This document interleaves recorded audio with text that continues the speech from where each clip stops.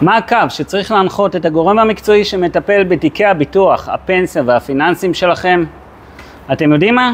גם בביטוחי רכב ודירה, מיד תגלו.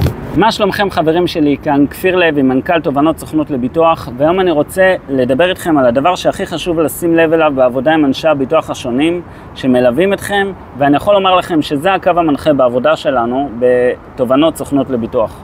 אז מה הדבר הכי חשוב לנו? שאנחנו מסיימים טיפול או ניתוח של לקוח בתיק שלו, ואני אעשה את זה קצר וקל. הדבר הכי חשוב לנו הוא אתם, זה פשוט מאוד אתם. השליחות שלנו היא לספק לכם ערך באמצעות כיסויים נכונים, ביטחון כלכלי והתפתחות פיננסית. זאת לא סתם סיסמה, זאת אמונה. איך אתם יכולים לדעת את זה?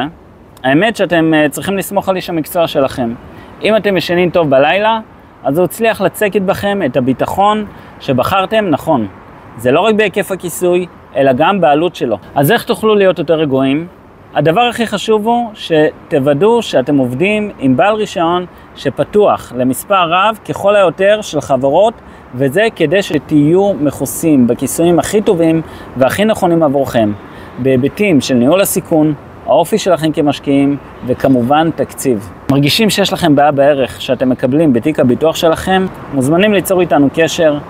תובנות, סוכנות לביטוח, המשך יום טוב ורק בשורות טובות.